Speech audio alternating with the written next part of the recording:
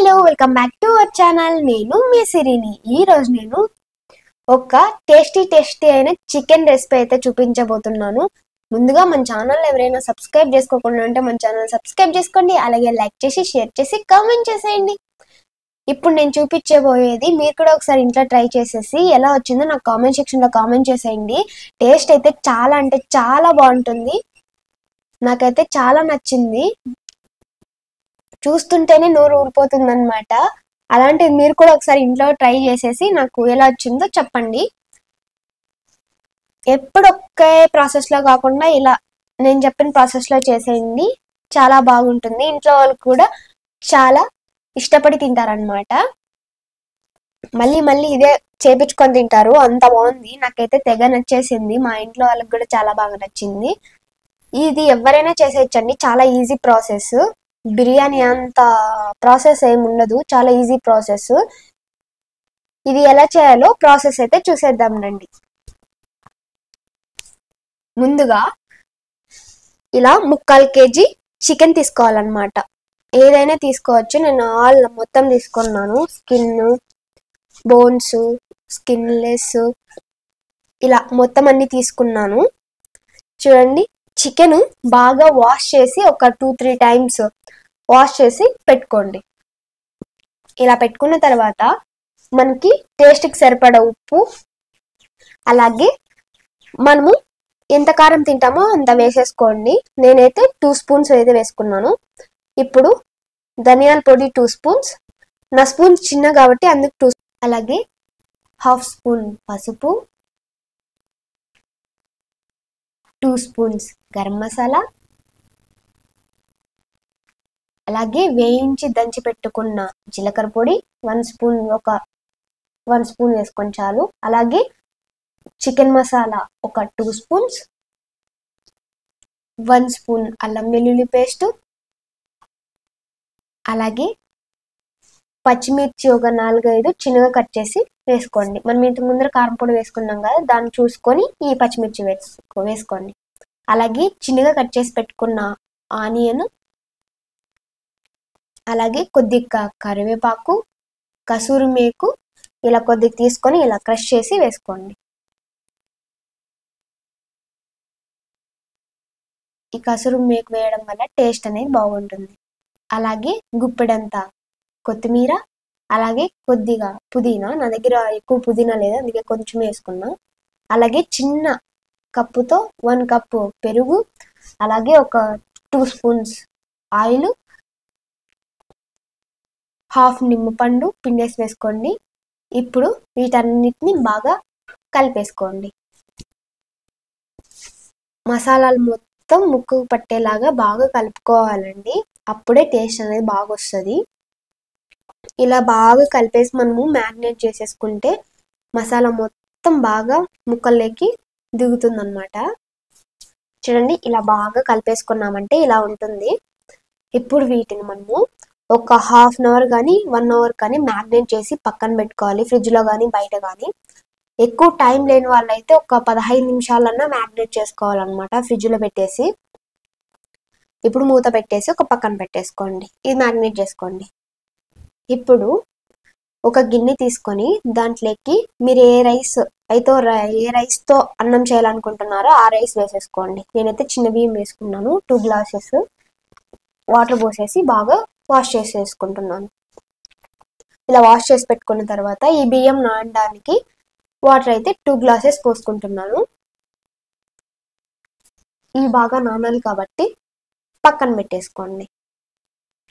ఇప్పుడు ఒక చిన్న మిక్సీ జార్ తీసేసుకొని దాంట్లోకి మనము ముందుగానే గోల్డెన్ బ్రౌన్ కలర్ వచ్చిన ఆనియన్స్ని వేసేసుకొని మెత్తగా గ్రైండ్ చేసేసి ఒక గిన్నెలోకి వేసేసి పక్కన పెట్టేసుకోండి ఈ పేస్ట్ అని మొత్తం. ఇంకొక మిక్సీ జార్ తీసుకొని దీంట్లోకి మనము ఒక 3 చిన్న టమోటాలని ఉడికించి పెట్టుకొని ఉంటాం కదా, వాటిని మొత్తం దీంట్లోకి వేసేసుకోండి. అలాగే ఆనియన్స్ ఉంటాయి కదా, మనము గోల్డెన్ బ్రౌన్ కలర్ వచ్చిన ఆనియన్స్ని దీంట్లోకి వేసేసుకోండి. తర్వాత కొద్దిగా కొత్తిమీర వేసేసుకొని మెత్తగా గ్రైండ్ చేసేసి పక్కన పెట్టేసుకోండి.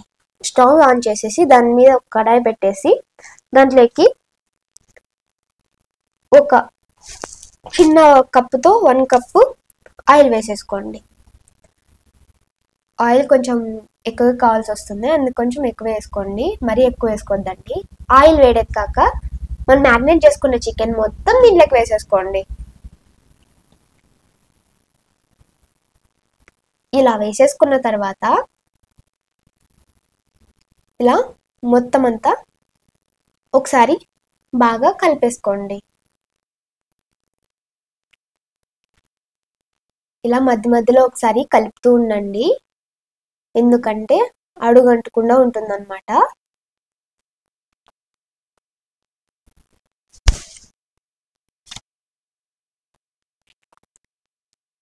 కొంచెం మీడియం ఫ్లేమ్లో పెట్టి బాగా ఉడికించండి. చూడండి, ఇలా ఉడుకుతున్నప్పుడు మూత పెట్టేసి అప్పుడప్పుడు తీస్తూ ఇలా కలుపుతూ ఉండాలన్నమాట.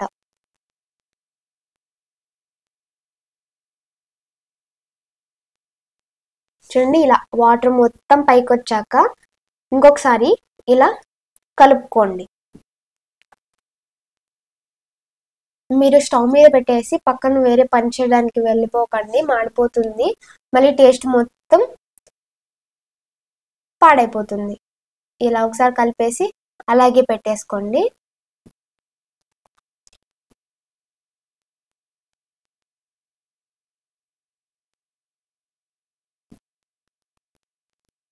ఇలా ఒక 5 నిమిషాల తర్వాత మళ్ళీ తీసి మళ్ళీ కలుపుకోండి. చూడండి, వాటర్ మొత్తం ఇలా పైకి వచ్చేసాయి కదా, చూడండి ఆయిల్ కూడా పైకి వచ్చింది. ఇప్పుడు దీంట్లోకి మనము ఒక రెమ్మ కరివేపాకు, అలాగే మనము ఆనియన్స్ని గోల్డెన్ బ్రౌన్ కలర్ వచ్చాయి కదా, వాటిని పేస్ట్ని మిక్సీలో ఆడించి పెట్టుకున్నాం కదా, ఆ పేస్ట్ని వేసేసుకోవాలి. అలాగే కొద్దిగా కొత్తిమీర వేసేసుకొని, మీ దగ్గర పుదీనా ఉంటే పుదీనా కూడా వేసేసుకొని ఇలా బాగా కలుపుకొనేసేయండి.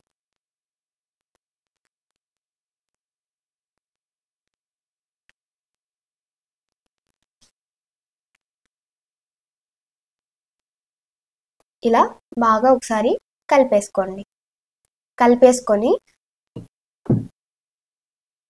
మీకు ఉప్పు, ఒకసారి కారం అన్నీ సరిపోయలేదో ఒకసారి టేస్ట్ చూసి ఏమైనా తక్కువ అంటే మళ్ళీ వేసేసుకోండి. ఇలాగా మధ్య మధ్యలో ఒకసారి తీస్తూ కలుపుతూ ఉండండి. ఆయిల్ ఎక్కువ అయింది అనుకోకండి, ఉడికే కొద్దీ ఆయిల్ అంత ఎక్కువ ఏమనిపించదు.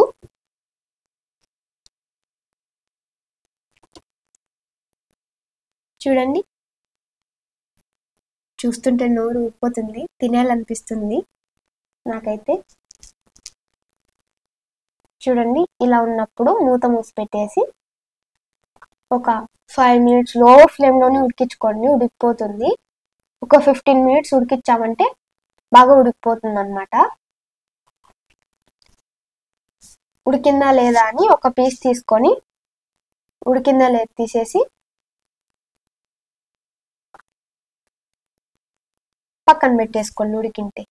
అదే స్టవ్ మీద ఇంకొక మనము రైస్ చేయాలనుకున్న గిన్నెను పెట్టేసి దాంట్లోకి ఆయిల్ ఒక 2 స్పూన్స్ వేసేసి చెక్క, లవంగా, అలాగే 2 ఏలక బుడ్లు వేసేసి ఒక 2 పచ్చిమిరపకాయలు చిన్నగా కట్ చేసి వేసుకొని, అలాగే ఒక ఏమో కరివేపాకు వేసేసుకొని బాగా కలుపుకోండి.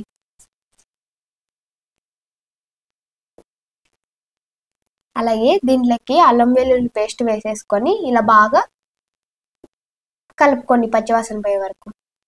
ఇలా పచ్చివాసన పోయాక దీంట్లోకి మనము టమోటాలు అన్నీ ఆడిచ్చి పెట్టుకున్నాం కదా, మెత్తగా మిక్స్ చేసేసి ఆ పేస్ట్ని వేసేసుకోండి. వేసేసి ఈ మసాలా మొత్తం పచ్చివాసన పోయి ఆయిల్ పైకి వచ్చే వరకు బాగా ఉడికించుకోండి. అప్పుడప్పుడు మధ్యలో కలుపుతూ ఉండండి, లేకపోతే అడుగంటిపోతుంది. అలాగే చిటికెడంత పసుపు వేసేసి దీంట్లోకి ఒక 1 స్పూన్ చికెన్ మసాలా, అలాగే రైస్లోకి తగినంత ఉప్పు వేసేసుకోండి.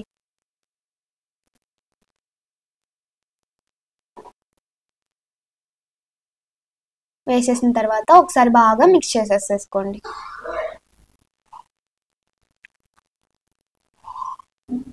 ఇలా మిక్స్ చేసేసుకున్న తర్వాత దీంట్లోకి ఒక 3 బిర్యానీ ఆకులు వేసేసి ఇలా బాగా కలిపేసుకోండి. ఇలా కలుపుకున్న తర్వాత ఇలా ఆయిల్ మొత్తం పైకి వచ్చేసింది కదా, దీంట్లోకి ఇప్పుడు మనం రైస్ ఎంత తీసుకున్నామో దానికి తగినట్టు వాటర్ పోసుకోండి. నేనైతే 2 గ్లాసెస్ రైస్ తీసుకున్నాను కాబట్టి 4 గ్లాసెస్ వాటర్ పోసేసుకొని ఇలా కొత్తిమీర చల్లేసుకున్నాను. మీ దగ్గర పుదీనా ఉంటే పుదీనా కొంచెం వేసేసుకొని కసూరి మేతి కూడా కొంచెం వేసేసుకోండి. ఇలా బాగా కలిపేసుకోండి. ఇప్పుడు వాటర్ కొన్ని తీసుకొని మనకి ఏమన్నా తక్కువ అంటే అవి వేసేసుకోండి. ఉప్పు కారం ఏమైనా చూసుకొని అవి వేసేసుకోండి. అలాగే ఒక హాఫ్ నిమ్మపండు పిండేసుకోండి. ఒక 5 నిమిషాల తర్వాత ఇలా ఎసురు తెలుతున్నప్పుడు బియ్యం వేసేసి ఒకసారి బాగా కలిపేసుకోండి. ఈ వాటర్ ఉన్నప్పుడే మనం ఏమన్నా తక్కువ ఏంటి ఉప్పు కారం అవి చూసి వేసేసుకోండి. మళ్ళీ రైస్ ఉడికిపోయాక మనకి ఇవి తక్కువైంది అవి తక్కువైంది వేసేసుకోనికి లేదు.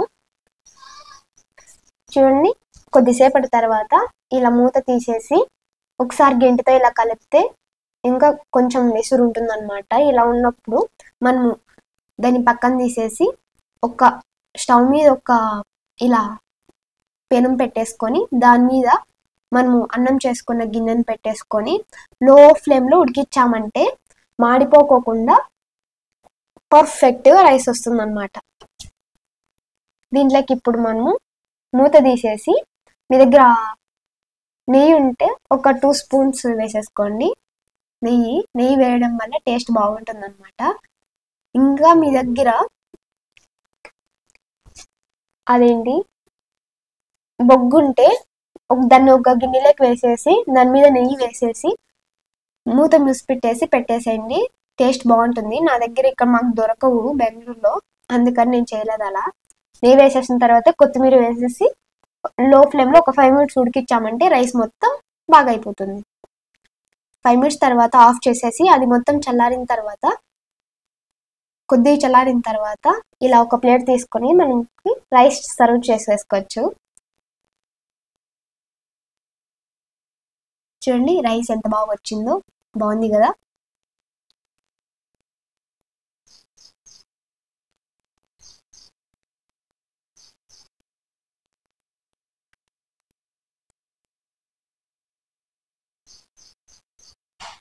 తర్వాత నేను ఒక బాక్స్లోకి వేసి ఇలా డెకరేషన్ చేసుకున్నాను అనమాట. దాని మీద కొద్దిగా కొత్తిమీర చల్లేసుకొని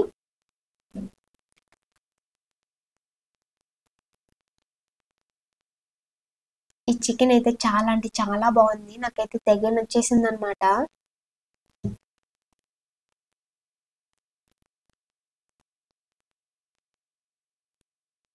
మీకు నచ్చితే ఒకసారి ట్రై చేసేయండి. చాలా అంటే చాలా బాగుంది. చూడండి, మొత్తానికి చికెన్ రెసిపీ చేసేసాను, మీకు కూడా చూపించేసాను. చూడండి ఈ చికెన్ రైస్ ఎంత బాగుందో, చాలా అంటే చాలా బాగుంది కదా. దీంట్లో పెరుగు, ఆనియన్స్, నిమ్మపండు, రైస్లోకి చికెన్ వేసుకొని కొద్దిగా నిమ్మకాయ పిండుకొని ఆనియన్ వేసుకొని తింటే సూపర్ ఉంటుంది. మీరు కూడా ఒకసారి ట్రై చేసి ఎలా వచ్చిందో నాకు కామెంట్ సెక్షన్లో కామెంట్ చేసేయండి. ఇంకా ఏమైనా కావాలంటే నాకు కామెంట్ సెక్షన్లో కామెంట్ చేసేయండి. ఇది ఎవరైనా చేయొచ్చు, చాలా ఈజీ ప్రాసెసే కదా. మీరే చెప్పండి నాకు. ఎవరైనా చేయొచ్చు, చాలా అంటే చాలా ఈజీ ప్రాసెస్. మా ఇంట్లో వాళ్ళు అయితే చాలా ఇష్టపడి తిన్నారు, అంత బాగుంది. నాకైతే తెగ నచ్చేసింది అనమాట. మళ్ళీ మళ్ళీ చెయ్యని అంటారు, అంత బాగుంటుంది. మా ఇంట్లో వాళ్ళు అయితే ఇంకొకసారి చెయ్యి, నెక్స్ట్ టైం ఇదే స్టైల్లోనే అని చెప్పారు. చూడండి ముక్క కూడా బాగా ఉడికింది. ఓకే గైస్, మీకు కూడా నచ్చితే ఒకసారి ఇంట్లో ట్రై చేసేసి ఎలా వచ్చిందో కామెంట్ సెక్షన్లో కామెంట్ చేసేయండి. అలాగే లైక్ చేసి షేర్ చేసి మన ఛానల్ ఎవరైనా సబ్స్క్రైబ్ చేసుకోకుండా ఉంటే మన ఛానల్ సబ్స్క్రైబ్ చేసుకోండి. Okay guys, bye. మరొక వీడియోలో మళ్ళీ కలుసుకుందాం. బాయ్ గైస్, ఇష్క్యూ ఆల్.